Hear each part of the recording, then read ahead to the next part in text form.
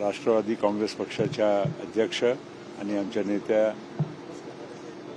आदरणीय सुनेत्रा वहिनी पवार यांच्या अर्ज दाखल करायचा आहे बारामती विधानसभेच्या या पोटनिवडणुकीमध्ये आणि त्याकरिता मी सह सर्व राष्ट्रवादी काँग्रेस पक्षाचे कार्यकर्ते, सर्व आमदार, खासदार आणि मंत्री आज बारामतीला आम्ही आलेलो आहोत आणि आम्हाला खात्री आहे की या बारामतीच्या जनतेने ज्या पद्धतीनं अजितदादावर प्रचंड प्रेम केलं, साथ दिलं, त्या आमच्या सुनेत्रा वहिनीला पण तसंच प्रमाणे प्रेम आणि सहकार्य करतील।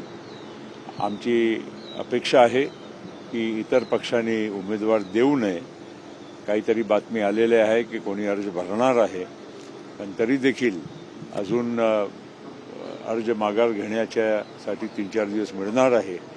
आमच्या प्रयत्नही राहतील, आम्ही विनंती पण करणार आणि आशा करतो की सर्व लोक आमच्या सुनेत्रा वहिनीला बिनविरोध निवडून द्यावं, हीच आमच्या नेत्या अजितदादांना खरी श्रद्धांजली राहील। लक्ष्मण हाकेंनी काही वेळापूर्वी माघारी घेतली आहे। एकंदरीत काँग्रेस निवडणूक लढवण्यावरती ठाम आहे। काही वरिष्ठ पातळीवरती काही चर्चा चालू आहे। असं आहे, मी काल आणि परवा 2 दिवस काँग्रेसचे अध्यक्ष सन्माननीय मल्लिकार्जुन खरगे साहेबांना फोन करून विनंती करण्यासाठी प्रयत्न केले। ते कुठेतरी केरळमध्ये आणि इतर ठिकाणी प्रचारामध्ये होते।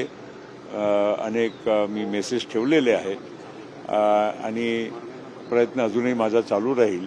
दिल्लीत असतानाही मी प्रयत्न केले होते, पण माझी भेट होऊ शकली नाही।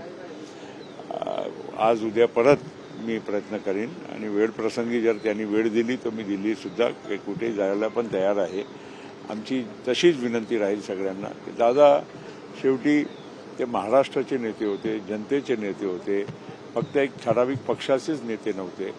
त्यांच्या अंतिम विधीला आपण बघितलं की ज्या प्रकारे प्रचंड म्हणजे जनसागर इथे आला होता त्यांना श्रद्धांजली वाहिला, हे खऱ्या अर्थानं महाराष्ट्राचे नेते होते आणि त्यामुळे त्यांना या पक्ष या राष्ट्रवादीच्या त्या छोट्याशा दायऱ्यामध्ये न बघता आमच्या सुनेत्रा वहिनीला पण त्याच प्रकारे सगळ्यांनी बघितलं आणि निवडून दिलं, बिनविरोध निवडून दिलं, तर हेच दादाला खरी श्रद्धांजली राहील।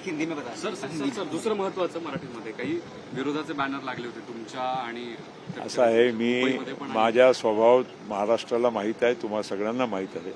मी कधीही अशा कुठल्याही गोष्टीच्यावर मी प्रतिक्रिया माझी देत नसते। तथ्य असेल तिथे मी प्रतिक्रिया जरूर देईन। बाकी अशा म्हणजे लोकांना कोणाच्या पोटदुखी होत असेल, कोणाला काही दुसरा प्रॉब्लेम असेल, त्याच्याबद्दल मी काय सांगू शकतो। मला वाटते काल जय पवारांनी ज्या पद्धतीनं इथे लोकांना सांगितलं आमच्या कार्यक्रम, मला माहीत नव्हता, पण व्हिडिओ माझ्याकडे कोणी पाठवलं, तेच खरं उत्तर आहे।